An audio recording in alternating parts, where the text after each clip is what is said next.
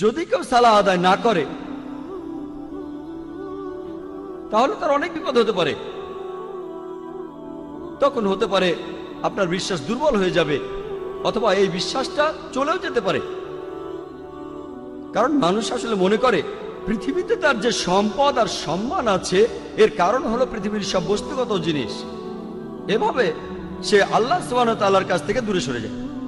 এই নিয়ম শৃঙ্খলার অভাবেই সে আল্লাহ সুবহানাহু ওয়া তাআলা থেকে দূরে সরে যায়। পৃথিবীর বিভিন্ন জিনিসের মোহ থাকলে, বস্তুগত জিনিসের, তাহলে সম্ভাবনা থাকে যে সে অন্যায় কাজ করবে। এভাবে সে সিরাতাল মুস্তাকিম থেকে দূরে সরে যাবে, সরল পথ থেকে। মনের ভেতরে তখন শান্তিও থাকবে না।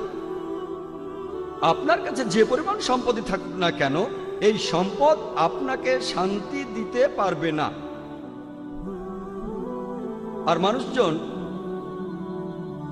যে কারণে সালাহ আদায় করে না সেটা হলো তাদের জ্ঞানের অভাব।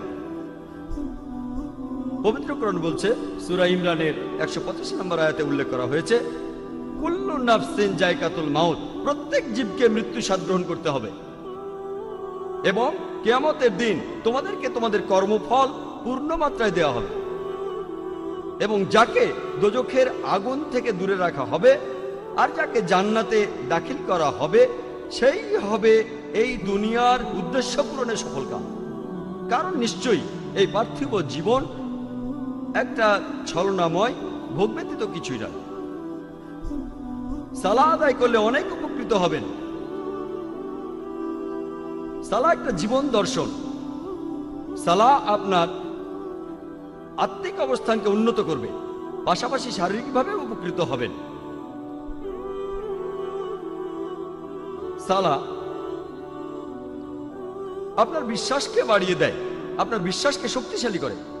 পবিত্র কোরআনে সূরা আনফালের 2 নম্বর আয়াতে উল্লেখ করা হয়েছে যে সত্যিকারের বিশ্বাসী তারাই যাদের হৃদয় কম্পিত হয় যখন আল্লাহকে স্মরণ করা হয় আর যখন আল্লাহর আয়াত পাঠ করা হয়।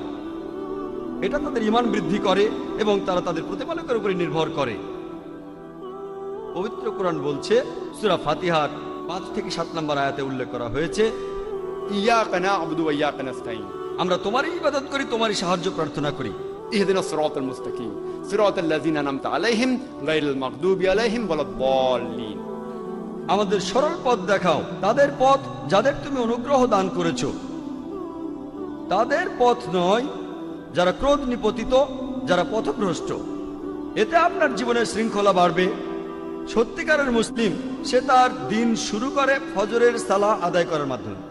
আর ফজরের সালার সময় মুয়াজ্জিন আজান দেওয়ার সময় বলেন, আসসালাতু খায়রুম মিনান নাওম, যে ঘুম অপেক্ষা সালাহ উত্তম, ঘুমিয়ে থাকার চেয়ে নামাজ পড়া উত্তম। একজন সত্যিকারের মুসলিম দিনের মাঝখানে সালাহ আদায় করে আর সে তার দিন শেষ করে এশার সালাহ দিয়ে ঘুমাতে যাওয়ার আগে। সালাহ এছাড়াও সামাজিক অবস্থান উন্নত করে। সালাহ আদায়ের সময় যে সমাবেশ, সেটা আমাদের ভ্রাতৃত্ব বোধ বাড়ায়, মমত্ববোধ বাড়ায়, একতা বাড়ায়, আর এটা সাম্যবাদের এক অনন্য দৃষ্টান্ত। সংহতি বৃদ্ধি পায়। সালাহ আদায় করতে গিয়ে সবাই একত্রিত হয় আর তাদের মধ্যে ভালোবাসার বন্ধন জোরদার হয়। পবিত্র কোরআনে সূরা হুজুরাতের 13 নম্বর আয়াতে উল্লেখ করা হয়েছে, ইয়া আইয়ুহান নাসু ইন্না খালাকনাকুম মিন যাকরিন ওয়া উনসা ওয়া জাআলনাকুম শুউবান ওয়া কাবাইলা লিতাআরাফু ইন্না আকরামাকুম ইনদাল্লাহি আতকাকুম ইন্নাল্লাহা আলিমুন খাবীর। হে মানুষ জাতি, আমি তোমাদের সৃষ্টি করেছি একজন পুরুষ ও একজন নারী হইতে, পরে তোমাদের বিভক্ত করেছে বিভিন্ন জাতি ও গোত্রে, যাতে তোমরা অপরের সাথে পরিচিত হতে পারো। এজন্য নয় যে তোমরা পরস্পরকে ঘৃণা করবে। আর তোমাদের মধ্যে আল্লাহর কাছে সেই ব্যক্তি অধিক মর্যাদা সম্পন্ন যে তোমাদের মধ্যে অধিক মুত্তাকি, অধিক ন্যায়পরায়ণ। নিশ্চয়ই আল্লাহ সকল কিছু জানেন, সমস্ত খবর রাখেন। আল্লাহ সুবহানাহু ওয়া তাআলা আমাদের যেটা দিয়ে বিচার করবেন সেটা গোত্র নয়, বর্ণ নয়, ধর্মবিশ্বাস নয়, সম্পদ নয়, লিঙ্গ নয়, সেটা হলো তাকওয়া, অর্থাৎ ন্যায়পরায়ণতা, আল্লাহকে মেনে চলা এবং ধার্মিকতা। পবিত্র কোরআনে সূরা হুমাজার 1 নম্বর আয়াতে উল্লেখ করা হয়েছে, ওয়াইলুল লিকুল্লি হুমাজাতিল লুমাজা, দুর্ভোগ তাদের যারা সামনে ও পেছনে মানুষের নিন্দা করে থাকে। সালাহ আমাদেরকে বিরত রাখে মানুষের নিন্দা করা থেকে। পবিত্র কোরআনে সূরা হুজুরাতের 11 নম্বর ও 12 নম্বর আয়াতে উল্লেখ করা আছে, ইয়া আইয়ুহাল্লাযিনা আমানু, হে মুমিনগণ, তোমাদের মধ্যে কোনো পুরুষ যেন অপর কোনো পুরুষকে উপহাস না করে, কেননা যাকে উপহাস করা হয় সে উপহাসকারী অপেক্ষা উত্তম হতে পারে। কোন নারী অপর নারীকে যেন উপহাস না করে, কেননা যাকে উপহাস করা হয় সে উপহাসকারী অপেক্ষা উত্তম হতে পারে। একে অপরের প্রতি তোমরা দোষারোপ করো না এবং তোমরা একে অপরকে মন্দ নামে ডেকো না। ইয়া আইয়ুহাল্লাযিনা আমানু, হে মুমিনগণ, তোমরা অনুমান হতে দূরে থাকো, কারণ অনুমান কোন কোন ক্ষেত্রে পাপ। একে অপরের গোপনীয় বিষয় সন্ধান করো না এবং একে অপরের পশ্চাতে নিন্দা করো না, পেছন থেকে নিন্দা করো না। তোমাদের মধ্যে কি কেউ তার মৃত ভাইয়ের গোশত খেতে চাইবে? পবিত্র কোরআন বলছে, যদি পেছন থেকে নিন্দা করেন তাহলে আপনি যেন আপনার মৃত ভাইয়ের গোশত খাচ্ছেন, কারণ মৃত ভাইয়ের গোশত খাওয়া হলো দ্বিগুণ অপরাধ। খাদ্য হিসেবে মানুষের গোশত খাওয়া একটা অপরাধ। এমনকি ক্যানিবালরা যারা মানুষের গোশত খায় তারাও কখনো তাদের মৃত ভাইয়ের গোশত খায় না। কোরআন বলছে যদি পেছন থেকে নিন্দা করেন তাহলে দ্বিগুণ অপরাধ করছেন। অপরাধটা এমন যেন আপনি মৃত ভাইয়ের গোশত খাচ্ছেন। কোনো প্রমাণ ছাড়াই কারো ব্যাপারে নিন্দা করো না, এটা পাপ। আর কারো পেছন থেকে নিন্দা করা হলো দ্বিগুণ পাপ, দ্বিগুণ পাপ। আর আল্লাহ সুবহানাহু ওয়া তাআলা এখানে তিনি নিজেই উত্তর দিয়েছেন, তোমরা তাকে ঘৃণ্যই মনে করো। সালাহ এটা আমাদের ব্যবসা ক্ষেত্র এবং দৈনন্দিন কাজের মধ্যে সত্যবাদিতা এবং সততাকে বাড়ায়।